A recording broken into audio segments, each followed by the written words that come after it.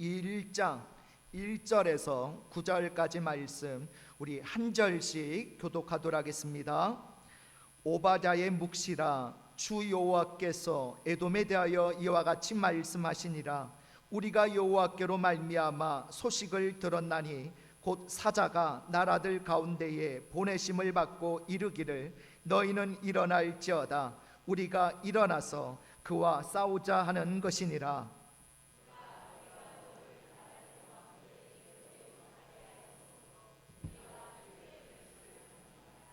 너의 마음의 교만이 너를 속였도다. 바위 틈에 거주하며 높은 곳에 사는 자여, 내가 마음에 이르기를 누가 능히 나를 땅에 끌어내리겠느냐 하니,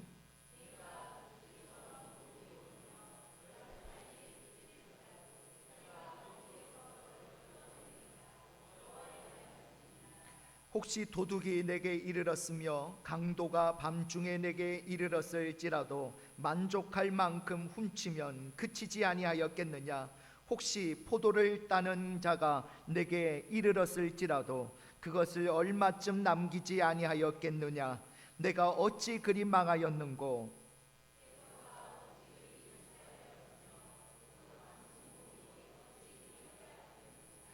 너와 약조한 모든 자들이 다 너를 쫓아 변경에 이르게 하며 너와 화목하던 자들이 너를 속여 이기며 내 먹을 것을 먹는 자들이 내 아래에 함정을 파니 내 마음에 지각이 없음이로다.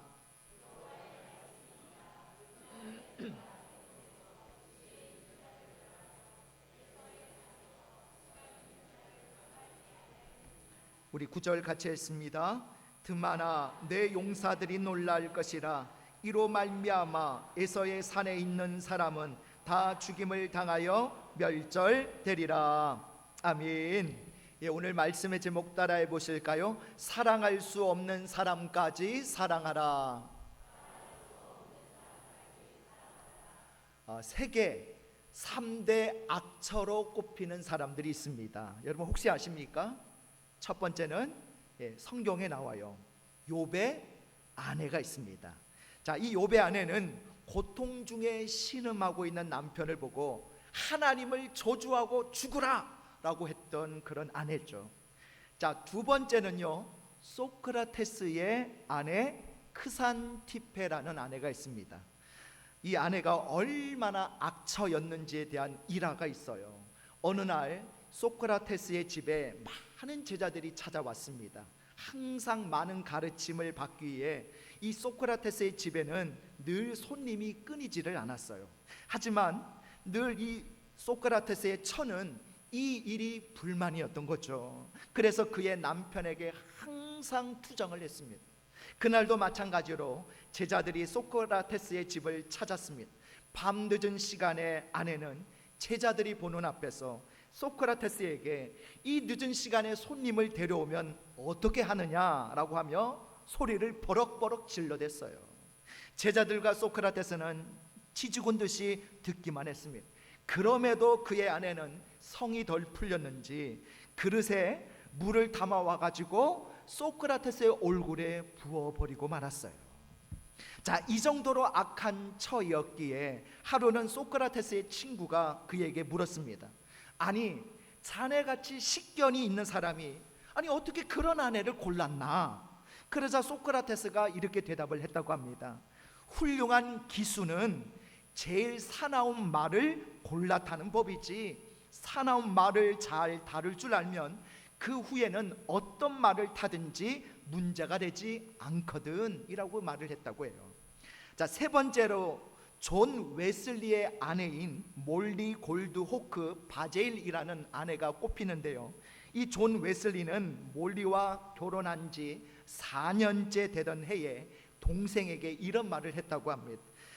우리에게 사랑은 이미 없다 라고 선언을 하면서 아내 몰리가 행한 악행들을 이렇게 이야기하더랍니다. 내 사무실에서 도둑질 하는 거, 친구를 집으로 초대하지 못하게 하는 거, 조속한 비속어를 사용하는 거, 남들에게 끝없는 중상모략을 하는 거, 뭐 세아릴 수가 없다는 거예요.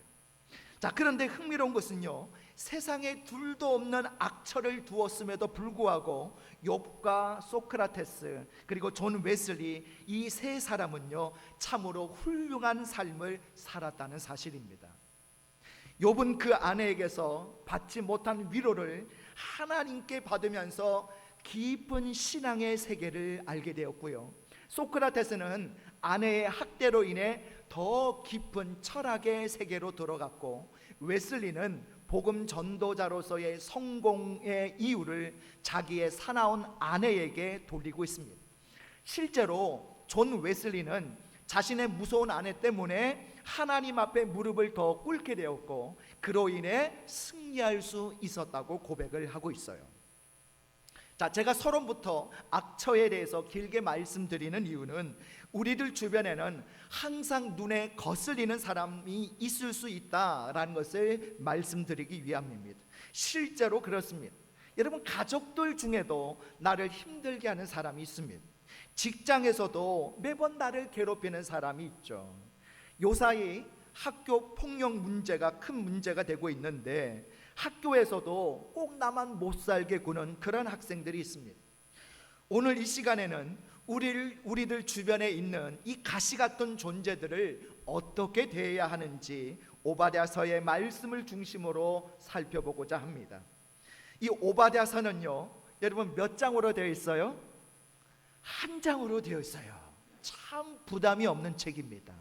한 장으로 되어 있는 예언서인데 너무 짧기 때문에 성경에 이런 것도 있었나 싶을 정도로 우리들이 잘 모르는 책입니다. 그래서 먼저 오바댜서가 기록될 당시의 역사적 배경에 대해서 살펴보겠습니다. 오바댜서는요, 예루살렘이 바벨론에 의해 멸망당하던 주전 6세기경을 배경으로 하고 있습니다. 예루살렘은 주전 587년에 바벨론에 의해서 점령을 당하게 되는데, 이때 에돔 족속이 이 바벨론을 돕게 돼요. 오바댜 1장 10절에서 14절 말씀을 보면요, 그때 에돔 사람들이 어떻게 바벨론 사람들을 도왔는지 나오는데, 에돔은 바벨론 군대와 더불어 예루살렘을 침공해가지고 사람과 재산을 늑탈했고, 유다 민족의 고통을 위로하기는커녕 멸시하고 조롱했다라는 겁니다. 또한 그들은 바벨론 사람들에 의해 예루살렘의 고급 인력들이 포로로 붙잡혀 갈 때에 도망자들이 있었는데, 그 도망자들을 다 붙잡아다가 바벨론에 넘겨주기까지 했던 사람들이 바로 에돔 족속들이에요. 여러분, 이런 에돔 족속의 행동들에 대해서 어떻게 생각하십니까? 전시 상황이라는 것을 고려해 볼 때 얼마든지 가능한 일이라고 생각할 수 있습니다. 그러나 에돔과 이 유다 족속의 관계를 살펴보면요, 에돔 족속이 행한 일들이 해서는 안 되는 일이에요. 여러분, 왜 그럴까요? 여러분, 에돔은 누구의 후손일까요? 에서의 후손입니다. 여러분, 유다는 누구의 후손일까요? 야곱의 후손이에요. 여러분, 에서와 야곱이 어떤 관계죠? 형제 관계죠. 형제 관계입니다. 여러분, 비록 야곱이 형의 장자권을 빼앗았다 하더라도 형제간임에 틀림없습니다. 더욱이 에서와 야곱은 야복 강가에서 오래전에 화해한 바가 있죠. 어쨌든 에서와 야곱이 형제간이라는 것은 무엇을 의미합니까? 에돔과 유다가 한 핏줄이다라는 것을 뜻하는 거죠. 자, 그런데 형제 관계의 족속임에도 불구하고 에돔이 유다를 어떻게 대했어요? 침략자인 바벨론에 대항해서 유다와 힘을 합쳐 싸우려고 하는 것이 아니라 오히려 형제 나라를 버리고 침략자와 한패가 되어서 유다를 멸망시키는 데 앞장섰다는 거예요. 형제간에 있어서는 안 될 일이 일어나고 만 것입니다. 만약 우리가 이런 상황에 처했다면 어떤 생각이 들겠습니까? 하나님, 우리 민족은 하나님께서 특별히 선택하신 민족입니다.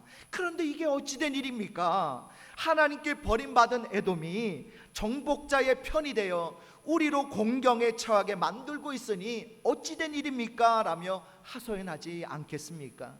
심지어 하나님, 왜 저런 족속을 하나님의 택하신 우리 민족 곁에 두셔서 이토록 어려움을 겪게 만드십니까? 라고 하지 않겠습니까? 여러분, 하나님께서 에돔 족속으로 하여금 유다 족속을 자꾸만 괴롭히게 하신 이유가 무엇일까요? 에돔 사람들만 없으면 유다 족속은 훨씬 편안한 삶을 잘 살 수 있을 텐데 왜 에돔 족속을 곁에 두셔가지고 유다 족속이 무슨 일을 할 때마다 어렵게 만들도록 하셨을까요? 자, 한 가지 예로 에돔은 이스라엘 백성들이 출애굽해서 가나안 땅으로 갈 때에 그 가는 길에 얼마든지 길을 내어줄 수도 있었지만 내어주지 않아서 일부러 돌아가게 만든 적도 있었어요. 도대체 이유가 무엇일까요? 하나님께서 친히 선택하신 민족 곁에 그들을 힘들게 하는 족속을 둔 이유가 무엇일까요? 자, 대답은 간단합니다. 하나님께서 선택하신 민족답게 살도록 하기 위함이다라는 거예요. 하나님께서는 유다 족속이 하나님만 섬기는 민족이 되기를 바라셨습니다. 여러분, 아이를 잘 키우려고 하면 어떻게 해야 합니까? 무조건 오냐 오냐 하고 그렇게 아이들 하고 싶은 대로 놔두면 아이가 잘 자랄까요? 해달라는 거 다 해주고 어떤 통제도 하지 않고 가만히 놔두면 아이가 알아서 잘할까요? 결코 그렇지 않습니다. 자기 마음대로 할 수 있도록 가만히 놔둔 아이들 치고 제대로 자라나는 아이들 거의 없습니다. 그래서 아이를 잘 키우기를 원한다면 무엇이 있어야 됩니까? 올바른 훈육과 양육이 있어야 됐죠. 잘못했을 때는 잘못했다고 분명하게 말해줄 수 있어야 됩니다. 아이들을 향한 막무가내식 사랑과 관심은 오히려 아이들을 해롭게 만들죠. 그래서 10번 잘 해주다가도 한 번 마음에 들지 않게 해주면 획 하고 돌아지지 않습니까? 그렇습니다. 에돔 족속은요, 하나님께서 이 유다 족속을 선민답게 키우기 위해서 준비해 놓으신 회초리였다라는 거예요. 하나님의 백성이 잘못할 때마다 옳은 길로 갈 수 있도록 하는 채찍이었습니다. 더욱이 이 에돔 족속은요, 유다 족속을 바로 잡기 위한 아주 좋은 채찍이었다는 거예요. 왜 그런지 아십니까? 에돔 족속은 유다 족속보다 여러 가지 면에서 월등했기 때문이에요. 자, 에돔 족속은요, 아카바만이라고 하는 이 해상 무역을 하는 그런 지역에 자리를 잡고 있었기 때문에 무역이 발달을 했어요. 또한 구리 광석이 풍부한 천연 자원의 혜택도 누리고 있었습니다. 그리고 동쪽과 서쪽은요, 높고 붉은 절벽으로 차단이 되어 있기 때문에 외부의 침략을 방어하기에 굉장히 유리한 지형입니다. 뿐만 아니라 이 에돔 사람들은요, 당시 누구라도 알아줄 만큼 뛰어난 지혜와 학문을 갖추고 있었다는 거예요. 한마디로 에돔 사람들은요, 빈틈이 없고 완벽한 사람들이었다는 겁니다. 여러분, 이런 사람들이 곁에 있으면 어떻게 됩니까? 음에 기가 죽는 거죠. 무시할 수가 없는 거예요. 그대 앞에만 서면 나는 왜 작아지는가? 여러분, 돈만 많고 무식하다면 내가 저 사람보다는 똑똑하지 하고 그냥 무시하고 넘어갈 수 있습니다. 공부는 잘하는데 찢어지게 가난하다면 내가 저 사람보다는 많이 가졌지 하면서 무시할 수 있어요. 그러나 모든 면에서 완벽하다면 더욱이 그 사람이 나를 판단하고 미워하고 걸고 넘어질 때는 굉장히 속상합니다. 자, 그런데 이처럼 완벽한 사람들이 누구였다고요? 바로 에돔 사람들이었다는 거예요. 유다 족속으로는 무시할 수 없는 사람들이었습니다. 그들 앞에서는 늘 초라한 자신들의 모습만을 발견할 뿐이었습니다. 여러분, 이런 상황에서 유다 족속이 할 수 있는 것이 있다면 무엇이겠습니까? 바로 전능하신 하나님을 의지하고 그분의 능력으로 사는 거죠. 나의 연약함을 그분 앞에 내려놓고 그분의 도우심을 구하는 삶, 이것밖에는 그들이 할 수 있는 것이 없습니다. 여러분, 주변에 내가 결코 무시할 수 없는 사람, 그런데도 보기만 해도 미워지는 사람 꼭 한두 명씩 있지 않습니까? 하나님께서 왜 그런 사람들을 내 주위에 두셨을까요? 하나님 앞에서 나의 삶을 비추어 볼 때에 아직도 내게 변화되어야 할 기질과 교만이 있기 때문입니다. 잭 맥키라고 하는 심장외과 의사가 있었습니다. 이분은요, 모든 사람들이 인정할 정도로 뛰어난 능력을 가지고 있는 의사인데, 그래서 늘 자신만만했습니다. 하지만 그는 매우 차가운 성격의 소유자였고 동시에 굉장히 교만했어요. 환자들을 사랑으로 대하기보다는 차갑고 무성의하게 대했습니다.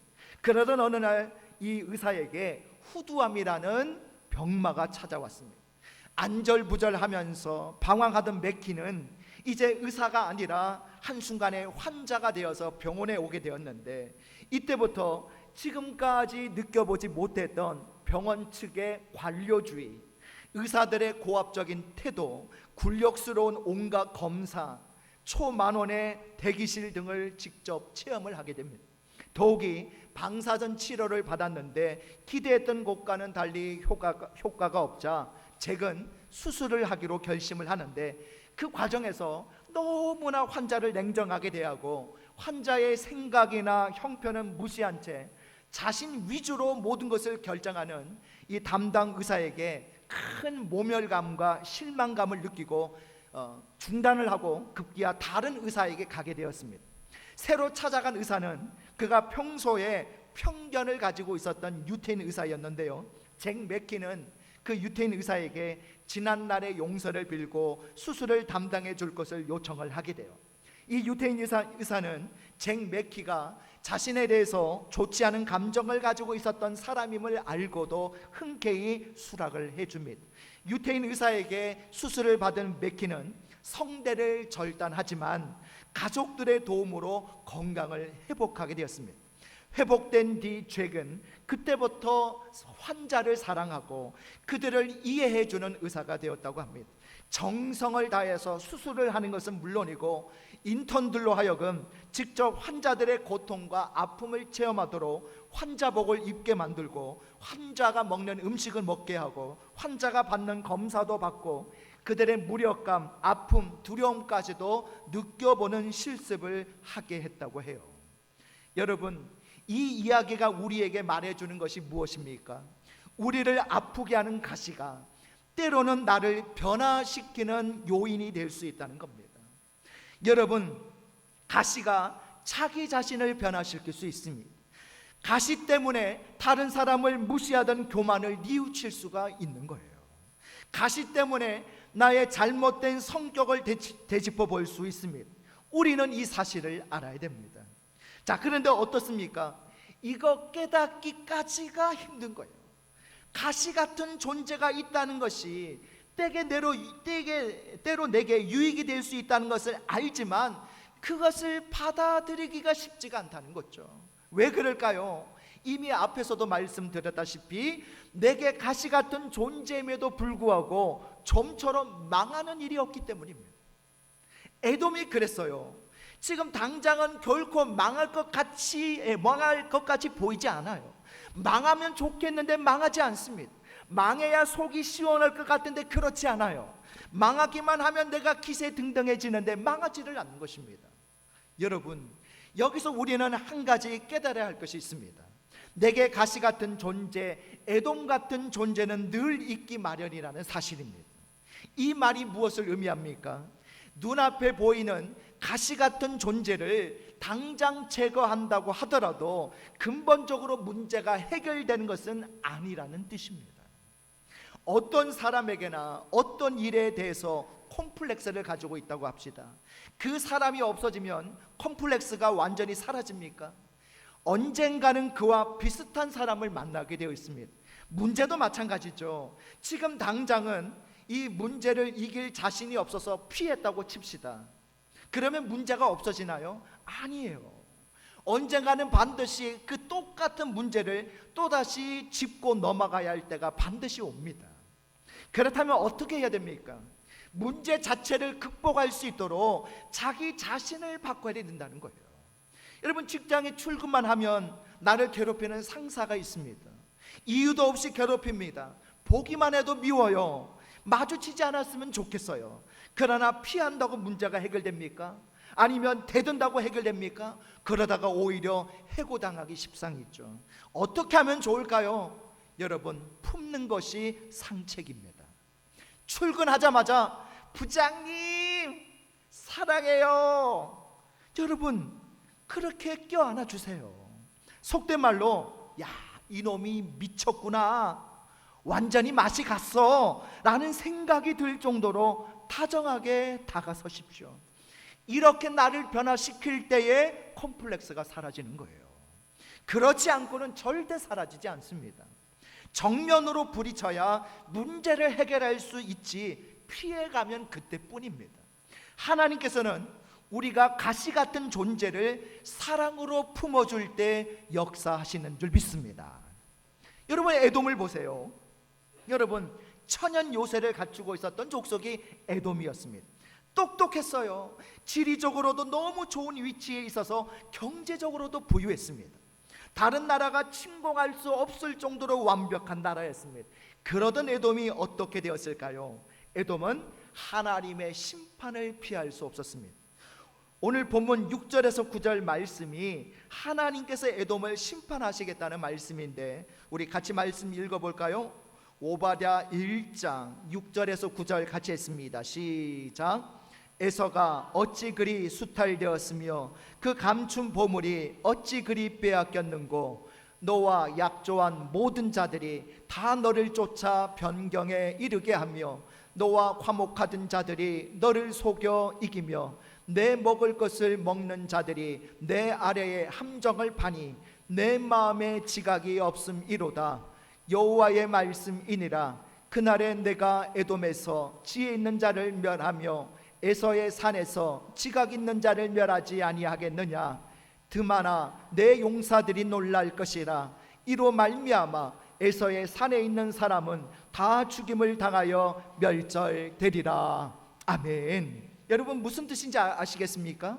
에돔은 동맹을 맺어서 유다 족속을 공격하는데 앞장섰습니다. 그런데 바로 그 동맹국들에 의해서 배신을 당하고 결국 모든 것을 빼앗기고 멸망하게 된다는 말씀이에요.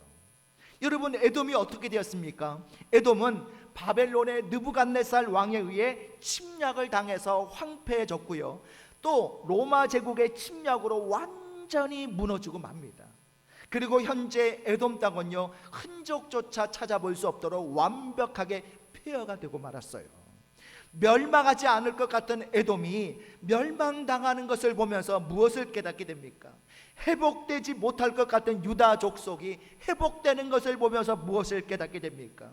하나님께서 간섭하시면 멸망당하지 않을 것 같은 나라가 멸망하고, 하나님께서 간섭하시면 회복되지 못할 것 같은 나라가 회복될 수 있다는 사실을 깨닫게 되지 않습니까? 여러분, 하나님께서 간섭하시면 되는 거예요. 에돔이 아무리 완벽한 조건이었음에도 불구하고 하나님께서 간섭하니까 망했습니다. 교만하던 에돔이 망했습니다. 가시 같은 에돔이 망했습니다. 가시 같은 존재들 때문에 여러분, 마음 상해할 필요 없습니다. 왜요? 때가 되면 하나님께서 해결해 주시기 때문이에요. 나를 괴롭히는 사람들 때문에 슬퍼할 필요 없습니다. 왜요? 내가 하나님 앞에 나아가기만 하면 하나님께서 나의 위로자가 되어 주시기 때문입니다. 여러분, 가시 같은 존재가 있습니까? 일단 품으십시오. 예수 그리스도의 사랑으로 품으세요. 원수까지 사랑하라 하셨던 예수님의 말씀에 의지해서 품으세요. 나를 계속해서 괴롭히다가 나의 기질을 변화시키고 상대방도 변화시킬 때까지 계속 품으세요. 심판은 하나님께서 하십니다. 신앙생활을 하다 보면, 인생을 살다 보면 주위에 가시 같은 존재가 있기 마련입니다. 하지만 가시 같은 존재라고 할지라도 미워할 필요가 없어요. 왜 그렇습니까? 하나님께서 가시 같은 존재를 두신 이유는 아직도 내 안에 변화되어야 할 기질과 교만한 모습이 내게 남아있기 때문인 거예요. 그러므로 이 가시 같은 존재는요, 미워할 수 없는 존재입니다. 오히려 가시 같은 존재가 있기 때문에 내가 하나님의 자녀로 살아갈 수 있도록 채찍질 해준다는 측면에서 오히려 감사할 대상이 되는 거예요. 여러분, 가시 같은 존재가 있음에 감사하시기 바랍니다. 왜요? 내가 변화될 수 있기 때문이죠. 내가 더욱 성숙해질 수 있기 때문에 그런 거예요. 이겨내면 더 큰 기쁨을 누릴 수 있습니다. 나를 변화시켜서 하나님의 도구로 쓰시고자 가시 같은 존재를 두신 하나님께 오히려 감사하시기를 바랍니다. 가시 같은 존재에 대한 심판은 하나님께서 알아서 해주십니다. 시편 37편 28절 말씀이에요. 여호와께서 정의를 사랑하시고 그의 송도를 버리지 아니하심이로다. 그들은 영원히 보호를 받으나 악인의 자손은 끊어지리로다 라고 말씀하고 있습니다. 괴롭히는 사람을 위해서 여러분 기도하고 품어주시기 바랍니다. 내가 변하고 상대방이 변할 때까지 품고 또 품으시기를 바랍니다. 그래서 사랑할 수 없는 사람까지 사랑할 수 있는 저와 여러분 되시기를 주님의 이름으로 축복합니다. 우리 다 같이 일어나셔서 우리 주여 한번 부르시고 합심으로 기도하실 때 두 가지 기도 제목 가지고 기도하기 원합니다. 첫 번째는 하나님께서 내 곁에 가시 같은 존재를 두신 이유는 아직도 내 안에 변화되어야 할 기질과 교만한 모습이 남아있기 때문임을 알고 그들로 인해 내가 변화되고 성숙해질 수 있게 하소서. 두 번째 제목은 가시 같은 존재를 내가 변하고 상대방이 변할 때까지 품게 하셔서 사랑할 수 없는 사랑까지 사랑하게 하소서. 우리 다 같이 주여 한번 부르고 합심으로 기도하겠습니다. 주여, 하나님, 오늘 하나님께서 내 곁에 가시 같은 존재를 두신 이유가 무엇 때문입니까? 아직도 내 안에 변화되어야 할 기질과 교만한 모습이 남아있기 때문임을 깨닫게 하여 주옵소서. 그래서 하나님, 오늘 그들로 인해서 내가 변화되기를 원합니다. 내가 더욱더 성숙해지기를 원합니다. 또한 가시 같은 존재를 내가 변하고 상대방이 변할 때까지 품고 또 품게 하여 주셔서 사랑할 수 없는 사랑까지 사랑하고 하나님 이해할 수 없는까지 이해할 수 있는 그런 넉넉한 사랑과 마음이 우리 안에 있게 하여 주시옵소서.